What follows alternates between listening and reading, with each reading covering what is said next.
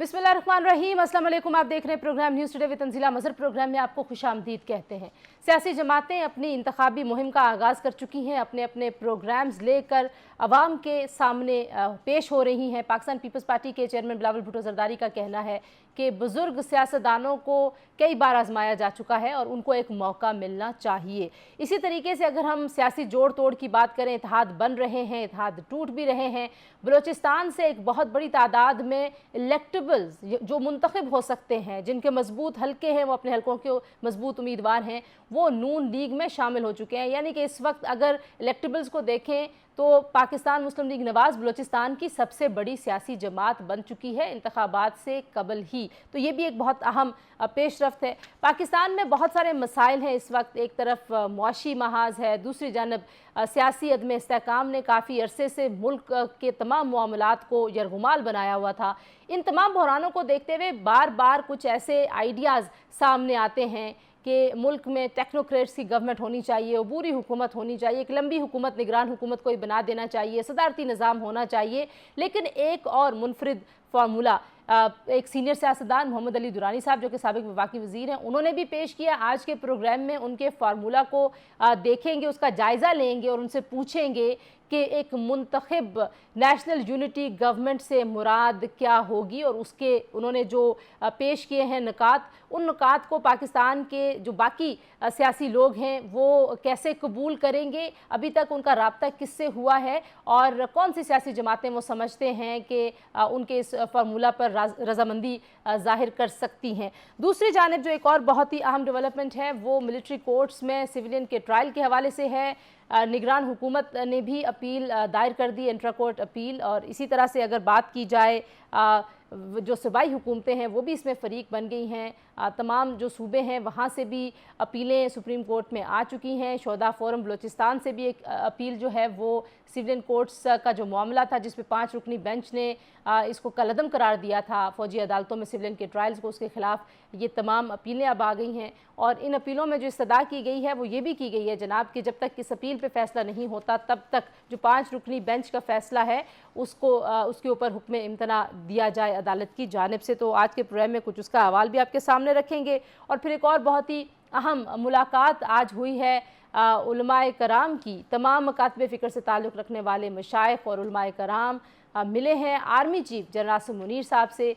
ये मुलाकात आज के तनाजुर में, आज के हालात में बहुत अहम है। पाकिस्तान को जिस कौमी यकजहती की ज़रूरत है उस कौमी यकजहती में तमाम अतराफ़ से जो पॉजिटिविटी है वो किस तरीके से इकट्ठी हो के पाकिस्तान को बहरानों से निकाल सकती है उसका भी हम जायज़ा लेंगे। लेकिन आज की सबसे बड़ी ख़बर की तरफ पहले जाते हैं। वज़ारत दिफ़ा के बाद निगरान वफाकी हुकूमत ने भी सिविलियंस के फ़ौजी अदालतों में ट्रायल के ख़िलाफ़ इंटर कोर्ट अपीलें दायर कर दी हैं सुप्रीम कोर्ट में। और इसके अलावा सूबे भी फ़रीक बन गए हैं। और सूबों के अलावा अगर बलूचिस्तान शोधा फोरम एक फ़ोरम है, उन्होंने भी सुप्रीम कोर्ट में दरख्वास्त दायर की है जिसमें उन्होंने कहा है कि इस फैसले को कलअदम करार दिया जाए।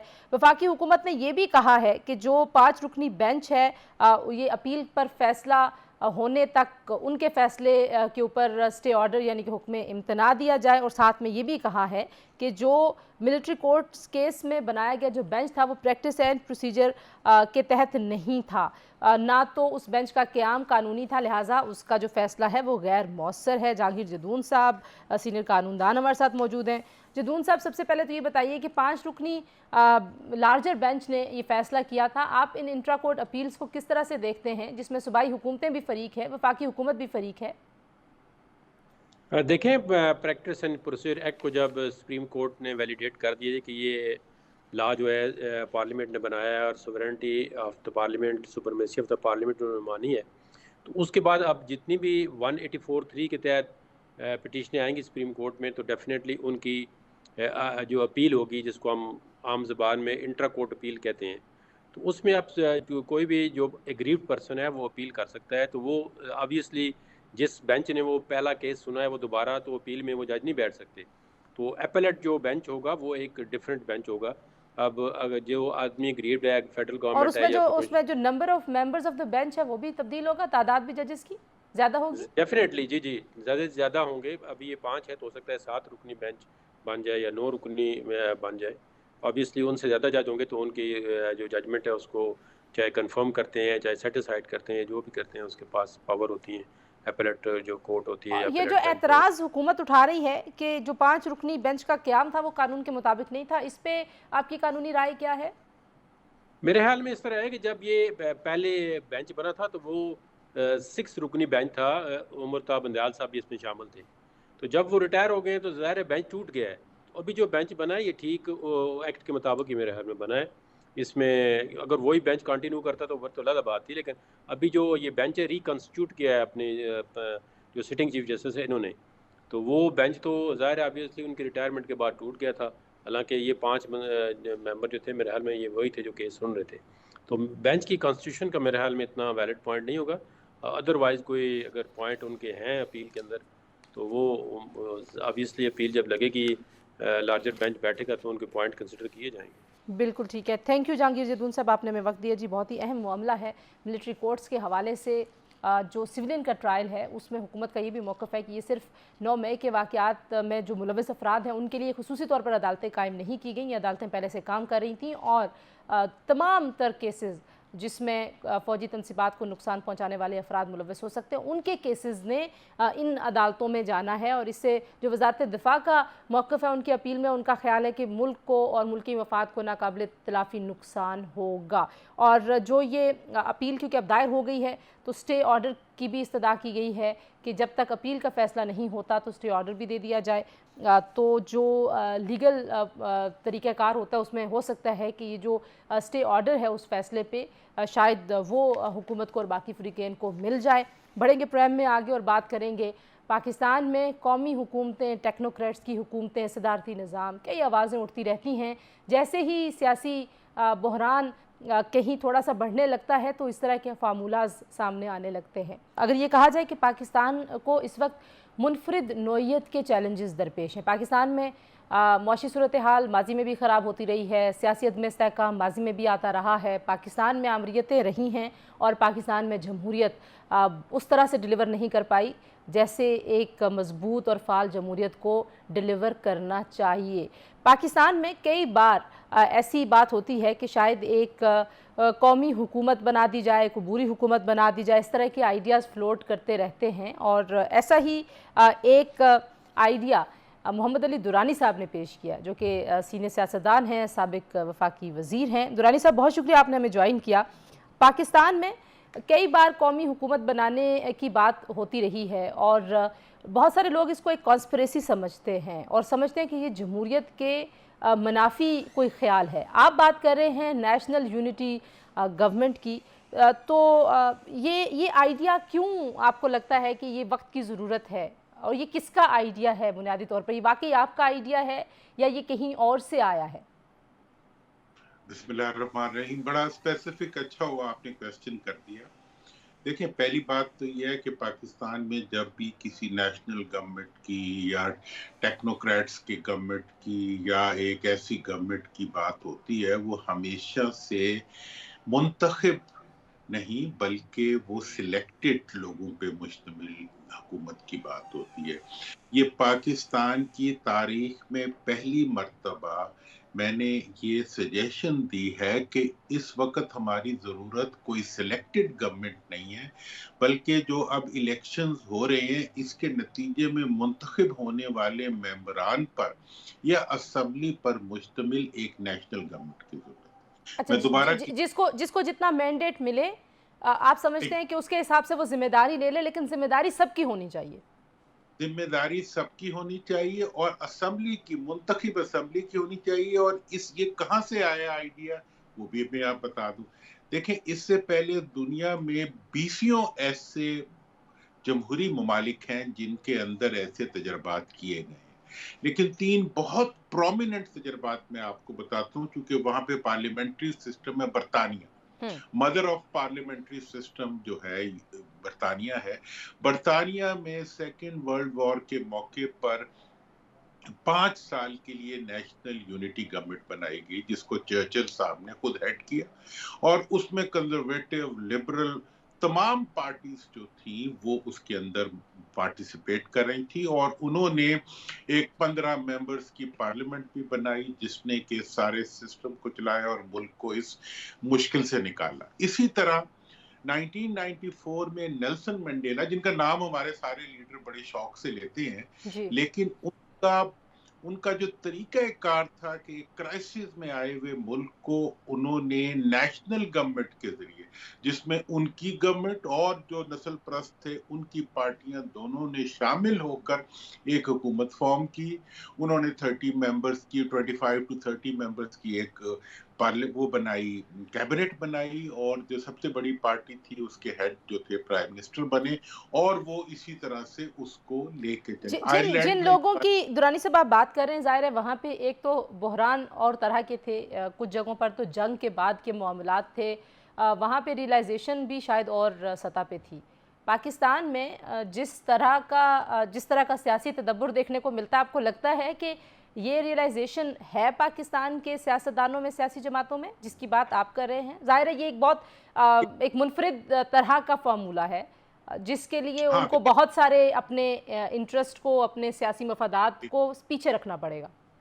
देखिए, आप ये एक बात तो आपके इस प्रोग्राम में आपके सवाल की वजह से क्लियर हो गई कि ये आइडिया पहले कभी नहीं आया, ये अभी आया है और ये मुंतखब है, मैं दोबारा कहूंगा मुंतखब है और ये पार्लियामेंट्री सिस्टम से निकला हुआ फॉर्मूला है। अब अगला सवाल ये आपके वैसे जहन में क्यों आया, मुझे ये भी बता दीजिए। आप बड़े अरसे खामोश थे, बल्कि कहना चाहिए गायब थे, और फिर जब आप आए तो आप एक मुनफरिद आइडिया के साथ आए। देखिए, मैंने सबसे पहले जब वो फायरवर्क्स हो रहे थे, हर तरफ से, एक तरफ से आग का गोला आता था, दूसरी तरफ आग का गोला आता था, मैंने बहुत ही गौर से इस चीज का, मैं बड़े अरसे से, मतलब ये जो सियासी पोजीशंस हैं इनकी दौड़ से मैंने अपने आप को अलहदा किया हुआ है, चूंकि बावजूद जो कुछ भी है वो अलग एक डिस्कशन है, लेकिन मैंने ये देखा कि इस वक्त हम तो लड़ते लड़ते हो गई गुम, एक की चूंच और एक की दुम वाला हिसाब हमारा बना हुआ है। तो ये बच्चों की तरह लड़ता हुआ जो हमारा सियासी निजाम है, इसमें ठंड पैदा करने के लिए सबसे पहले मैंने रिकंसिलिएशन की बात की और उसको मैंने जब प्रोपोगेट किया, और आपका शुक्रिया, मीडिया का शुक्रिया, जब उनके जरिए एक चीज आगे बढ़ती है, लोगों से मुलाकातें भी मैंने की, लेकिन तमाम पॉलिटिकल पार्टीज ने ये कहा हाँ जी हम इस पे अग्री करते हैं कि रिकंसिलिएशन होनी चाहिए। अब होनी के बाद आके हर कोई रुक गया और अपनी अपनी होनी में लग गया, मतलब कोई आदमी भी आगे बढ़ के कोई कुर्बानी या किसी एक्शन के जरिए कुछ करने के लिए तैयार, या मतलब दुरानी साहब आपको डिमांड्स भी लेके गए थे, यानी कि एक्शनेबल कोई उसमें एजेंडे में निकात थे कि अगर आप ये समझते हैं कि होनी चाहिए मफाहमत तो फिर आपको ये करना पड़ेगा, उसमें भी बता दीजिए जिन जिन से आप मिले। जी, मैंने जिन जिन से भी मैं मिला, मैंने उन्हें पहले ये कहा कि जी आप पाकिस्तान, जमहूरियत, फौज और मईशत, इन 4 इश्यूज के ऊपर आप कन्फ्रंटेशन और इनको पॉलिटिकली एक्सप्लॉइट करने के अमल को रोक दें। अच्छा, इसमें मुझे बड़ी हद तक कामयाबी हुई कि मतलब अक्सर लोगों ने फिर इस रास्ते को अख्तियार नहीं किया, बल्कि इससे पीछे हट गए, और इसी दौरान इस्टेब्लिशमेंट ने जो मईशत का इनिशिएटिव लिया वो एक पॉजिटिव ट्रैक पे इस वक्त भी चल रहा है या आगे बढ़ रहा है, और तमाम पॉलिटिकल फोर्सेस जो हैं वो पर फोर्स या पर मोटिवेशन उसके साथ ताउन कर रही हैं और अवाम भी उसकी ठंडक महसूस कर रहे हैं। लेकिन अब जब इलेक्शन का अमल शुरू हो गया तो मुझे ये महसूस हुआ कि दोबारा एक हम टकराव की तरफ जा रहे हैं इलेक्शनरिंग के प्रोसेस के जरिए, और इसमें फिर एक दूसरे को लेवल प्लेइंग फील्ड के मुतालबे आ गए, एक दूसरे की एक्विजिशंस की एक जो सूरतें थी वो आ गई, और उस सूरत हाल को देखते हुए मैंने फिर ये वाला जो फार्मूला है जो कि दुनिया की तारीख से निकला हुआ फार्मूला है और एक बड़ा मारूफ तरीका है प्रॉब्लम्स को रिजॉल्व करने अच्छा, का। मैं इस फार्मूला की तरफ आऊंगी, लेकिन मैं थोड़ा सा आपकी बात से पीछे थोड़ा सा आपको लेके जाना चाहती हूँ। आप कह रहे हैं कि सब ने इस बात पे एग्रीमेंट, रजामंदी जाहिर की कि मफाहमत तो होनी चाहिए और वो वक्त की ज़रूरत है, और आप ये भी कह रहे हैं कि जिन 4 नुकात पे आपने उनको कहा या 3 शोबों का कहा, ये 4 बातों का, उसके ऊपर आपको काफ़ी हौसला अफजा जवाब भी मिला। لیکن یہ بھی بتائیے کہ جب آپ ریکنسیلیشن کی کوششوں میں لگے ہوئے تھے، ملاقاتیں کر رہے تھے، تو کیا اسٹیبلشمنٹ کی لیڈرشپ سے بھی آپ کی کوئی ملاقات ہوئی؟ وہاں بھی کوئی آپ کی بات چیت ہوئی، کوئی رابطہ؟ دیکھیں اس سارے معاملے کے اندر اسٹیبلشمنٹ کا کوئی ان سے مل کے ہم کیا لے سکتے ہیں اور کیا دے سکتے ہیں؟ بنیادی طور پر تو سیاست دانوں کا معاملہ ہے جس کو سیاست دانوں نے آپس میں ریزالو کرنا ہے. چلیے میں اسٹیبلشمنٹ کے اپنے درمیان سوال کو مختلف طرح سے کرتی ہوں. کیا آپ کو کہیں سے کوئی رکاوٹ آئی؟ رابطے کو چھوڑیے، یہ بتائیے کہ کسی نے پیغام بھیجا کہ آپ کو کیوں ثالثی کی ضرورت پڑ گئی، آپ کیوں ثالثی کروا رہے، نہ کروائیں؟ مجھے بہت سے لوگوں نے، جب میں نے یہ انیشیٹو شروع کیا تو مجھے سارے جو ہمارے دوست ہیں ڈیپ مطلب جرنلزم کے اولڈ اینڈ سینئر لوگ، انہوں نے کہا یار تیرے پیچھے تو کوئی نہیں ہے تو تیرا کامیاب کس طرح ہوئے گا یہ پروگرام. میں نے کہا یار میرے پیچھے میرا جذبہ ہے، میرا ملک ہے، میرے کنوکشن ہے، آئی ایم کانفیڈنٹ. پھر جب 15-20 دن مہینے بعد تھوڑا سا ٹیمپو بن گیا اور میاں صاحب بھی آئے، انہوں نے بھی مفاہمت کی بات سب نے جب کر دی، تو پھر میں نے انہیں بات ہو رہی تھی تو انہوں نے کہا یار تمہارا کام کچھ چل پڑا ہے. میں نے کہا لیکن یہ ہے کہ مطلب تیرے نال پہ کوئی نہیں ہے. میں نے کہا دیکھو میرے ساتھ اگر کوئی بھی نہ ہو، مجھے کسی نے روکا بھی تو نہیں ہے نا. جی تو وہ آپس کہنے لگے تو کوئی نہیں ایسی کی جس پہ کوئی روکتا. بات یہ ہے کہ اس وقت جس فارمولے کو میں لے کے چل رہا ہوں وہ حقیقت میں جو اس کے لیے راضی ہیں ان کے بھی فائدے میں ہے، جو نہیں راضی ہیں ان کے بھی فائدے میں ہے. یہ ون ون سچویشن ہے.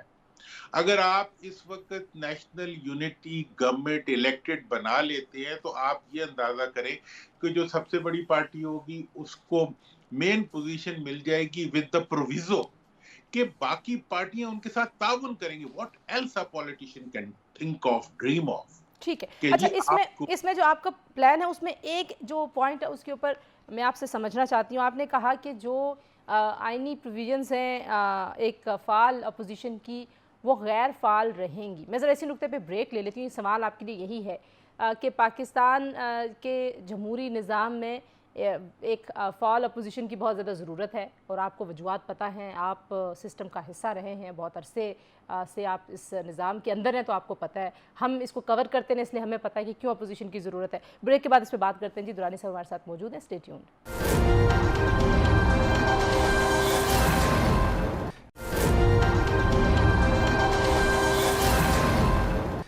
جی ویلکم بیک. جی ہم بات کر رہے ہیں سابق وفاقی وزیر سینئر سیاستدان محمد علی درانی صاحب سے. درانی صاحب بغیر اپوزیشن کے، ایک فعال اپوزیشن کے، سارے جو پارلیمنٹ کے اندر ہوں گے آپ کہہ رہے ہیں وہ سب حکومت کا حصہ ہوں گے اور سب کی ذمہ داری ہوگی. اپوزیشن کے بغیر آپ کو لگتا ہے معاملہ آگے بڑھ سکتا ہے؟ کیونکہ وہ مکا والی جو آپ کو پتہ ہے ایک شکوک و شبہات والا ایک بادل ہے جو سیاستدانوں کی کریڈیبلٹی کے اوپر ہمیشہ چھایا رہا ہے. دیکھیں مکا کا تو ابھی پی ڈی ایم کی گورنمنٹ بنی. اب یہ ہوا کہ جتنی پارٹیاں تھیں وہ گورنمنٹ جو تھی وہ یونٹی گورنمنٹ نہیں تھی بلکہ 50% اسمبلی پہ مشتمل گورنمنٹ تھی اور 80-90 قسم کے وزیر تھے اس کے اندر اور باقی جو کچھ تھا وہ آپ کے سامنے. میں نے چیز دی ہے وزیر اعظم جو ہے وہ سب سے بڑی پارٹی کی طرف سے 3 ناموں میں سے ایک کو الیکٹ کیا جانا چاہیے اور 30 سے زیادہ کی کیبنٹ نہیں ہونی چاہیے اور تمام پارٹیاں اس کے اندر شامل ہوں. اور اپوزیشن کے متعلق جیسے کچھ شکیں ہیں کہ جی اپوزیشن لیڈر کی مشاورت سے یہ ہوگا، باقی چیزیں ہوں گی، وہ they will stand sleeping. یہ ایک پروویژن موجود ہے اور ماضی میں جو ایکسپیریمنٹس کیے گئے ہیں اس میں بھی اسی طرح ہوا ہے. ایسی صورتحال میں ایک ریئل ڈیموکریٹک پروسیس کنٹینیو کرتا ہے اور جو کرٹیسزم یا کرٹیکل چیک ہوتا ہے وہ پارلیمنٹ خود ادا کرتی ہے اور ہر ممبر جو ہے، اور یہی جمہوریت کا نام ہے. ہمارے ہاں تو جمہوریت اچھا یہ ہوگا کیسے؟ آپ اس کا طریقہ کار بھی بتا دیجیے. آپ کہہ رہے ہیں الیکشن سے پہلے rules of the game set ہو جائیں. اس میں تو ظاہر ہے بہت ساری قانونی پیچیدگیاں بھی ہیں. مطلب جن شکوں کی آپ بات کر رہے ہیں یہ آئین کی طرح میم ہے. دیکھیں اس کے بارے میں جب آپ الیکشن میں جانے سے پہلے فیصلہ کرتے ہیں کہ جی ہم جتنی پارٹیاں الیکشن میں جا رہی ہیں ہم سب یہ فیصلہ کرتے ہیں کہ ملک کے مفاد میں ہم ایک نیشنل یونٹی گورنمنٹ بنائیں گے اور اس کو لے کے چلیں گے. اس کے بعد پارلیمنٹ کا ہر فیصلہ جو ہوتا ہے وہ آئینی بن جاتا ہے when the whole parliament, whole assembly stands united. تو کسی اس کو کے ساتھ بعد ملا سکیں اب تک آپ؟ اگر میں آپ سے پوچھوں کہ کوئی آپ کے ساتھ اب تک پرنسپلی آپ کے ساتھ آ گیا ہو اس ایشو پہ؟ ابھی چند دن پہلے ہی تو میں نے اس آئیڈیا کو دیکھیں، پہلے بھی کسی بھی آئیڈیا کو جب آپ فلوٹ کرتے ہیں تو پہلے اس پہ ابلاغ کرنا پڑتا ہے. اب کچھ لوگوں کو تو میں بھیجتا ہوں، پہلا سوال تو یہی آتا ہے جی جمہوری نظام تو ضروری ہے، جمہوری نظام کے بغیر کوئی بھی، وہ جو آپ نے پہلا سوال کیا نا، جی that's the most relevant question ask. ہمارے ہاں اتنا بڑا کنسنٹریشن سپین، تو پولیٹیشین کا تو پرابلم یہ ہے، وہ تو انٹرسٹ کے اینگل سے بیچارے چلتے ہیں اور اپنے مفاد کو دیکھتے ہوئے جو ہے آگے بڑھتے ہیں کسی لاٹھی کی طرح. تو مطلب یہ ہے کہ ایسی صورتحال میں ایک 100% نیشنل انٹرسٹ اورینٹڈ ماڈل، جس کے اندر کافی چیزیں انڈرسٹینڈیبل ہیں. میں یہ سمجھتا ہوں کہ جو سب سے بڑا اس ماڈل کا، ایک تو نیشنل یونٹی اچیو کرتے ہیں آپ، کنٹینیوٹی آف پالیسیز اچیو کرتے ہیں آپ، معیشت کے لیے آپ ایک نیا ٹرینڈ سیٹ کر دیتے اچھا، ہیں. اور مجھے اس میں یہ بھی بتائیے کہ آپ نے بہت سارے، آپ نے مولانا صاحب سے بھی ملاقات کی، باقی لوگوں سے بھی آپ ملے، آپ نے خان صاحب سے ملاقات کی بات بھی کی تھی. کیا آپ عمران خان صاحب سے ملے ہیں؟ ملاقات کی آپ نے کوئی؟ دیکھیں، وہ تو اس وقت جیل میں ہے. ان کی پارٹی کی لیڈرشپ سے میری ملاقات ہوئی تھی ریکنسیلیشن کے سلسلے میں. اس کے بعد جو ہے ابھی اس فارمولے کے اوپر میری ابھی کسی سے ملاقات نہیں ہوئی، اور میں ابھی صرف اس کا ابلاغ کر رہا ہوں. I am trying to iron out the concept. مطلب یہ ہوتا ہے کہ تصور جب ایک نیا آپ پیش کرتے ہیں، نیا تو نہیں ہے لیکن ایک تصور تو ہے، اس کو جب آپ پیش کرتے ہیں تو اس کو کمپریہینڈ کرنے میں تھوڑا سا ٹائم لیکن لگتا جو ہے. بڑے کوئی پولیٹیکل پلیئرز ہیں درانی صاحب، سوری وقت کیونکہ کم، اس لیے میں آپ کو بیچ میں کاٹ رہی ہوں، معذرت ہوا ہوں، لیکن جو پولیٹیکل جو پلیئرز ہیں بڑے، وہ تو 2/3 اور 3/3 اکثریت کی دوڑ میں نظر آتے ہیں. جس طریقے سے پارٹیوں میں لوگ آ جا رہے ہیں، آپ نے سلیکشن کا لفظ بھی استعمال کیا اپنی گفتگو میں چند روز قبل، کہ سلیکشن میں سیاستدانوں کی عزت نہیں ہے. وہ کس کی طرف اشارہ تھا آپ کا؟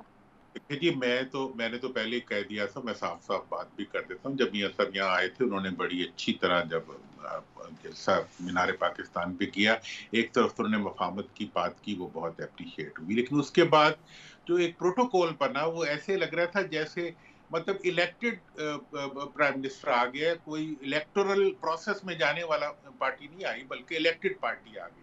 تو اس کے بعد اب میں جب فیلڈ میں جاتا ہوں تو سب لوگ کہتے ہیں جی لیول پلینگ فیلڈ تو ہے نہیں، یہ الیکشن نہیں ہوں گے، ریفرینڈم ہوگا. اب یہ بات شروع ہو گئی ہے کہ اگر آپ لیول پلینگ فیلڈ نہیں دیں گے، آپ کی 2/3 میجورٹی جو ہے وہ آپ کی سیاسی مضبوطی کے بجائے آپ کی پرسیپشنل کمزوری کا سبب بن جائے گی، اور لوگ آپ کو الیکٹڈ کے بائی ریفرینڈم پرائم منسٹر کہیں گے. اس لیے آپ کو یہ پوری کوشش کرنی چاہیے کہ الیکشن سے پہلے ایک ایسا فریم ورک بنا لیں کہ جس میں سب پارٹیوں کو آن بورڈ لے سکے. یہ جو میں فریم ورک سجیسٹ کر رہا ہوں، یہ کسی کو پسند آئے یا نہ آئے، دس will stay in the history. اور اگر آپ اس فارمولے کو لے کر نہیں چلیں گے، جس طریقے سے اس وقت level playing field with the involvement of administration اور آن گوئنگ گورنمنٹس کے لیے مینیج کیا جا رہا ہے، جس میں سپریشن کے ایلیمنٹس بھی سامنے آ رہے ہیں، اس صورتحال میں جو بھی الیکٹ ہو کے آئے گا وہ سلیکٹڈ ڈکلیئر ہوگا. اس کا الیکشن جو ہے وہ الیکشن نہیں، ریفرینڈم ڈکلیئر ہوگا. اور ریفرینڈم کے بعد جب آپ کوئی پوزیشن پہ جائیں گے تو پہلے دن ہی آپ کی پوزیشن گہنا جائے گی. اور مستقبل آخری جو میرا سوال ہے آپ سے درانی صاحب، اور ہم آپ کو دوبارہ بھی زحمت دیں گے جب آپ اس کا ابلاغ کر لیں گے اس اپنے آئیڈیا کے اوپر اور آپ پریکٹیکل سٹیپس لے رہے ہوں گے، لیکن پھر بھی میں یہ جاننا چاہتی ہوں، کیونکہ الیکشنز اناؤنس ہوئے ہیں اور پاکستان میں جس طرح کی پولیٹیکل پولرائزیشن پچھلے کچھ عرصے میں رہی ہے، اس کے نتیجے میں دوریاں بہت ہیں، اور اب الیکشن کے مومنٹم کی طرف جاتے ہوئے بھی بہت دوریاں ہیں. فرسٹ پریکٹیکل سٹیپ آپ کے خیال میں to achieve this national unity you referring to کیا ہوگا؟ وہ پہلا قدم. دیکھیں، پہلا قدم تو یہ ہوگا کہ اس معاملے کے اندر جب پولیٹیکل پارٹیز اگر اس کانسیپٹ کو سمجھ لیتی ہیں تو پھر الیکشن کمیشن کو اور स्टेट मशीनरी को, इलेक्शन कमीशन और इस्टेब्लिशमेंट ऑफ पाकिस्तान और इस वक्त जो गवर्नमेंट इंटरम गवर्नमेंट है, इन सबको और प्रेसिडेंट को मिलके जो है एक आउटलाइन तय करनी पड़ेगी, जो मैं चंद दिनों में पेश भी कर दूंगा, जिसके तहत वो तमाम पॉलिटिकल पार्टीज को एक मिसाक पाकिस्तान पर दस्तखत करने के लिए कहेंगे। मिसाक पाकिस्तान का मतलब ये है कि आप इस वक्त जो इक़दाम उठा रहे होंगे वो पाकिस्तान के लिए उठा रहे होंगे, और आप सब पार्टियां जो इलेक्शन में हिस्सा ले रही हैं वो एक दूसरे को पसपा करने के बजाय मुल्क को जीताने के लिए ये काम कर रही हैं। बहुत इम्पोर्टेंट बात की आपने, बहुत ही अच्छी बात है दुरानी साहब। हम क्योंकि मिसाक जमहूरियत कर चुके हैं और मिसाक मईशत को कॉइन किया जाता रहा है, लेकिन उसके लिए कोई हकीकी मानों में आगे बढ़ा नहीं, और आप कह रहे हैं मिसाक पाकिस्तान यानी जो भी करें वो मुल्क के लिए करें, और कितने अरसे के लिए करें? एक असेंबली आपके ख्याल में काफ़ी होगी? 5 साल के लिए आपको करना होगा। और माजी की जितनी एग्जाम्पल्स हैं, देखिए मैंने जमहूरियत में डूबी हुई एग्जाम्पल्स निकाली हैं और पार्लियामेंट्री सिस्टम की एग्जाम्पल्स निकाली है, कोई मैंने किसी शाही निज़ाम की एग्जाम्पल्स नहीं निकाली।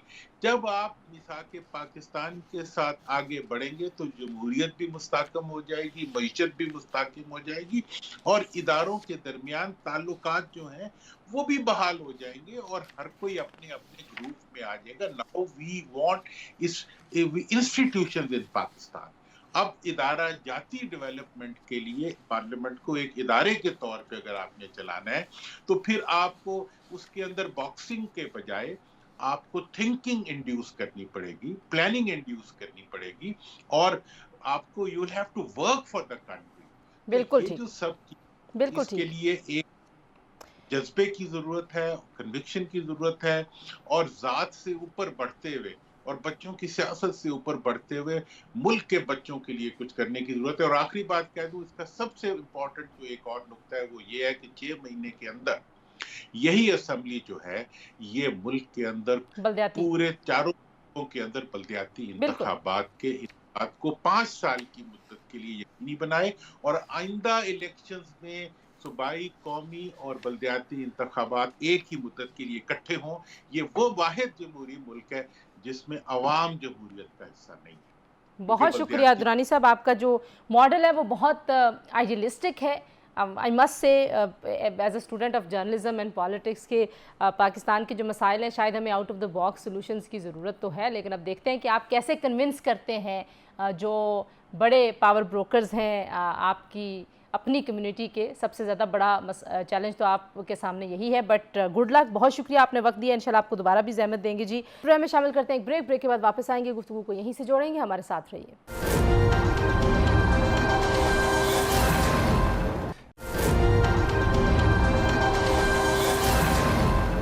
Welcome back to news today जी, और बात करते हैं जी एक और अहम डेवलपमेंट की। आज तमाम मकातब फ़िक्र से ताल्लुक़ रखने वाले उलमाए कराम और मशाइख की मुलाकात हुई आर्मी चीफ़ जनाब मुनीर साहब से, और इस मुलाकात में एक तरफ तो हमने ये देखा कि तमाम मकातब फ़िक्र के उलमा की जानिब से गैर मशरूत हिमायत का ऐलान किया गया है, जो पाकिस्तान की अफवाज किरदार अदा कर रही हैं, जो कुर्बानियाँ दे रही हैं बिलखुसूस दहशतगर्दी के ख़िलाफ़ और इंतहा पसंदी के ख़िलाफ़। इस मुलाकात में जो मौजूद शख्सियत थी वो हमारे साथ मौजूद हैं जी, अल्लामा अमीन शहीदी साहब, जो कि पाकिस्तान के मारूफ़ आलिम-ए-दीन है। बहुत शुक्रिया अल्लामा साहब। बताइएगा कि मुलाकात में क्या मामलात ज़ेरे गौर आए और मुलाकात का एजेंडा क्या था? जी, आज की जो उलमा इकराम की आर्मी चीफ से मुलाकात थी, ये तकरीबन कोई मजमूई तौर पर 5 घंटे से ज्यादा की निशस्त रही है। दरमियान में अलबत्ता नमाज का वक्फा भी हुआ। तो इसमें जो बुनियादी मौजू था वो ये था कि पाकिस्तान के तमाम फिरकों के बुजुर्ग उलमा इकराम को एक दफा आर्मी चीफ से मिलना चाहिए, और उसमें पाकिस्तान की अंदरूनी सूरत हाल और फिर साथ में अफगानिस्तान से मुताल्लिक जिन जिन उमूर की वजह से इस वक्त पाकिस्तान को कुछ मुश्किलात दरपेश हैं उन पर एक तफसीली डायलॉग हो। अल्लामा साहब, मैं माजरत चाहती हूँ कता कलामी के लिए। मुलाकात जो है वो आर्मी चीफ साहब की दावत पर हुई या उलमाए कराम की जानिब से ये इनिशिएटिव लिया गया? नहीं, ज़ाहिर है ये दावत तो आर्मी चीफ की तरफ से थी। यही वजह थी कि पाकिस्तान के तमाम इलाकों की नुमाइंदगी उस मुलाकात में मौजूद थी, और न सिर्फ तमाम इलाकों की थी बल्कि तमाम मसालिक के बुजुर्ग उलमाए किराम उस मुलाकात में मौजूद थे। और उसका बुनियादी एजेंडा भी 3 चीज़ों को फोकस किया गया था। एक ये कि सोशल मीडिया में जो इस वक्त जो कुछ हो रहा है और उससे जो माशरे को नुकसान पहुंच रहा है, एक ये मौजू था। दूसरा, बॉर्डर की सिक्योरिटी और इंटरनल सिक्योरिटी के हवाले से जो अफगानिस्तान से पाकिस्तान के ताल्लुकात और इस वक्त पाकिस्तान से गैर मुल्की और गैर कानूनी मुकीम लोगों के इनखला का एक अमल है, उस पर बड़ी तफसीली गुफ्तगू हुई।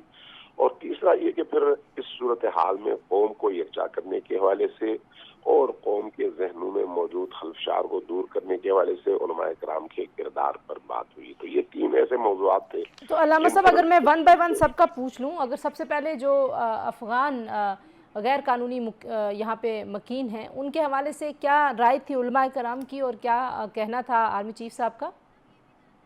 देखिए, बुनियादी तौर पर आर्मी चीफ साहब ने इस हवाले से एक रिपोर्ट पेश की उलमाए किराम के सामने कि अब तक उन्होंने क्या कुछ किया। अफगानिस्तान के लोगों को पाकिस्तान में पनाह दिए हुए 40 साल से ज्यादा अरसा हो चुका है, लेकिन इस वक्त जो मुश्किलात उनकी वजह से पाकिस्तान को दरपेश हैं, उन मुश्किलात की फिर निशानदेही की गई और उसमें सबसे बड़ी मुश्किल दहशतगर्दी थी।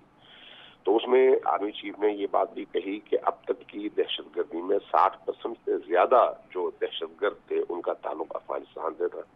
तो इसलिए अफगान वो शहरी जो पाकिस्तान में गैर कानूनी तौर पर रह रहे हैं, वो बहरहाल पाकिस्तान की सिक्योरिटी के हवाले से एक बहुत बड़ा रिस्क है। ये उनका पहला नुक्ता था जिस पर उन्होंने बड़ी तफसील से गुफ्तगू की और आदाद व शुमार बयान किए कि अब तक पाकिस्तान के अंदर जितनी भी दहशतगर्दी हुई है उसमें अफगानियों का रेशो क्या रहा और पाकिस्तान के अपने जो दहशतगर्द थे उनका रेशो क्या रहा। ठीक है। इसमें टीटीपी के हवाले से बड़ी तफसील से बात हुई कि टीटीपी ने क्या क्या नुकसान पहुंचाए, और फिर साथ में ये भी कि अफगानिस्तान से टीटीपी के तकरीबन 10 बड़े लीडर्स की वापसी का मुतालबा पाकिस्तान ने किया, लेकिन अफगान हुकूमत ने और तालिबान हुकूमत ने उनको अफगानिस्तान के मुख्तलिफ इलाकों में फुल सिक्योरिटी के साथ और प्रोटोकॉल के साथ रखा हुआ है और वो वापस करने पर तैयार नहीं है। और न सिर्फ वापस करने पर तैयार नहीं है बल्कि उन दहशतगर्दों की सरपरस्ती हो रही है और वो फिर दरअंदाजी करके यहाँ पर आके बड़े बड़े वाक़यात में उनका रोल नजर आता है, जिसमें ताज़ा तरीन वाक़या मियांवाली का वाक़या है जिसमें उन्होंने बेपनाह नुकसान पहुंचाया है। अल्लामा साहब, आखिरी मुझे ये भी बता दीजिए कि क्या 9 मई के हवाले से भी कोई बातचीत हुई है? 9 मई के वाक़यात और उसके बाद की सूरत हाल? 9 मई का मौजू इस इजलास में ज़ेर बहस नहीं था। ज्यादा जो टाइम लगा वो इसी अफगान इशू और रेफ्यूजीज के इशूज पर रहा और इसी पर काफी देर गुफ्तगू होती रही। उलमाए किराम ने भी अपनी आरा दी और आर्मी चीफ ने भी अपने नुक्ते नज़र को पेश किया। बहुत शुक्रिया अल्लामा अमीन शहीदी साहब। तफसील से भी इस इशू पे बात करेंगे जी। बड़ी अहम मुलाकात है। पाकिस्तान में ज़ाहिर है फ़िरका वारियत को हवा देने वाले पाकिस्तान के दुश्मन हर वक्त इस ताक में रहते हैं। इस वक्त पाकिस्तान जब इलेक्शंस की तरफ बढ़ रहा है, इसी हिसाब से हमारे सिक्योरिटी चैलेंजेस भी बढ़ना शुरू हो गए हैं। मुख्तलिफ़ इलाकों से जो दहशतगर्दी के वाक़यात रिपोर्ट हो रहे हैं वो बड़े तशवीशनाक हैं। इस सारी सूरत हाल को देखते हुए आज की इस मुलाकात को देखा जाए तो बहुत ही अहम मुलाकात है। इसके ऊपर हम फॉलो भी आपके सामने रखेंगे अगले प्रोग्राम में। आज के लिए इतना ही। अपना बहुत सारा ख्याल रखिए। अल्लाह हाफ़िज़।